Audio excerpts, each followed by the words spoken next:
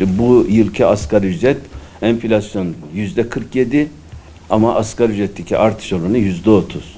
Kim? İşverenlerle hükümet anlaşıyor ve asgari ücreti belirliyorlar. Dolayısıyla biz böyle bir yapının Türkiye'yi temsil edemeyeceğini, çalışanların asgari ücretle ilgili taleplerinin gerçekleşemeyeceğini bildiğimiz için yıllarca Türk İş'e de bunu anlatmaya çalıştık. Geliniz bakın burada siz istediğiniz gibi uğraşın.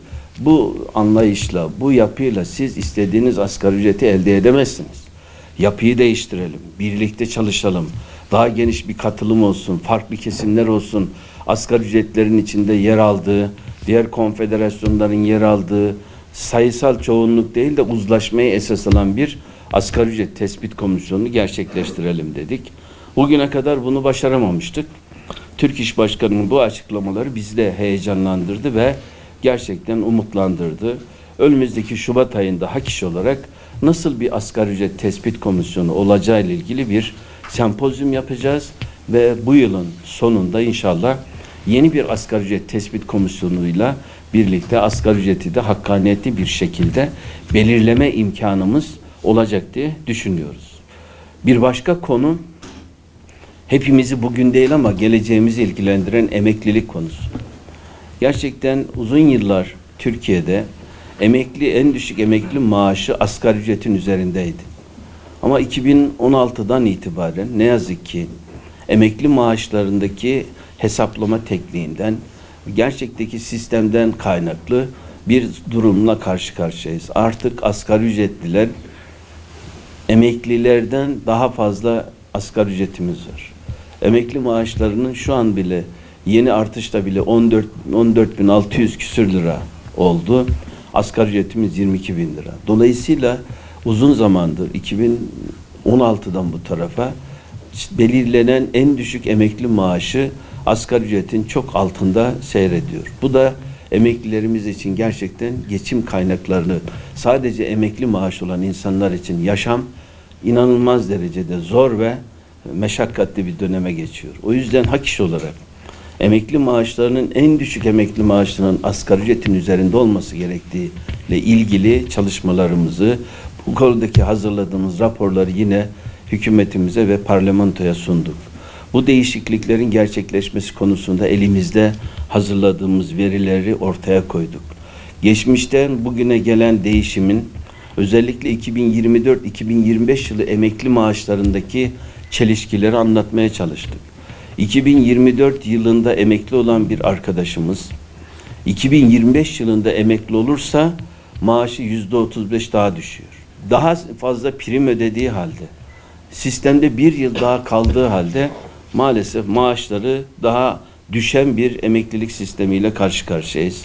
Bunun ortadan kaldırılması, hem bu çelişkinin ortadan kalkması hem de gerçekten sistemde kalan insanların daha fazla emekli maaş alacağı bir modeli bizim uygulamamız gerekiyor. Ve Türkiye'nin aslında bunu yapabilecek güce sahip olduğunu biliyoruz ve bunu da yasaların bize verdiği imkanlarla, elde ettiğimiz verilerle, akademik çalışmalarla dünyada nasıl, Türkiye'de nasıl bunların da örneklerini vererek vergi sistemimizin acilen değişmesini istiyoruz.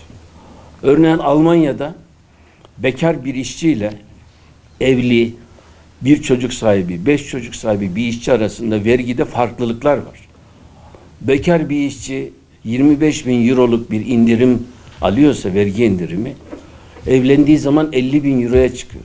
Rakamlar örnek diye veriyorum. Eğer bir çocuğu varsa 75.000 euroya çıkıyor. 2 çocuğu varsa artarak devam ediyor. 5 çocuklu bir Almanya'da çalışan bir yurttaşımızın hemen hemen çok az vergi vererek gelirlerini artırdığını biliyoruz. Ama bizde yeni işe giren bir arkadaşımızla 30 yılı emek vermiş bir arkadaşımızın ödediği vergi oranlarında hiçbir fark söz konusu değil. Demek ki aile yükümlülüklerine göre harcamalarımızın bir kısmını vergiden düşerek, hakkaniyetli bir vergi sistemi getirerek, sadece çalışanlardan değil aynı zamanda servetten de vergiler alınarak bu sistemi düzeltme imkanımız var. Terörün her türüne karşıyız.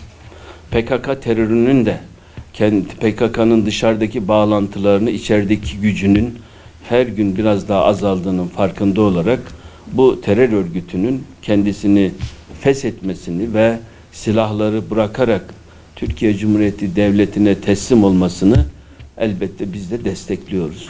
Umarım bu sefer daha ciddi bir çalışmayla bölgede ciddi bir sorun oluşturan, bölgedeki insanlarımıza en büyük zararı veren PKK'nın silahlı örgütünün silahları bırakarak Türkiye Cumhuriyeti Devleti'ne teslim olmasını geçmişte de savunduk, bugün de savunmaya devam edeceğiz. Son olarak Filistin'de dün gece başlayan esir takasının yapılan ateşkesi hak iş olarak destekliyoruz.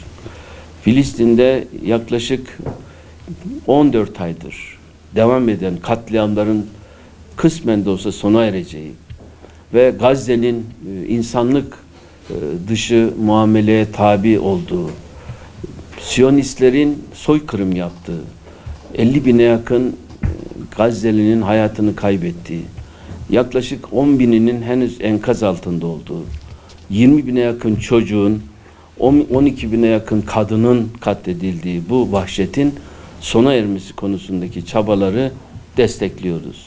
Mutlaka ama mutlaka ateşkesin bir barışla sonuçlanmasını arzu ediyoruz. Bu barışın kolay olmadığını biliyoruz. Siyonist İsrail'in başındaki katil Netanyahu, Uluslararası Ceza Mahkemesi'nde olduğu gibi Adalet Divanı'nda da yargılanıp en ağır şekilde cezalandırılmasını istiyoruz. Hak iş olarak ilk andan itibaren özellikle Filistin davasına katkımızı kuruluşumuzdan bu tarafa devam ettiriyoruz.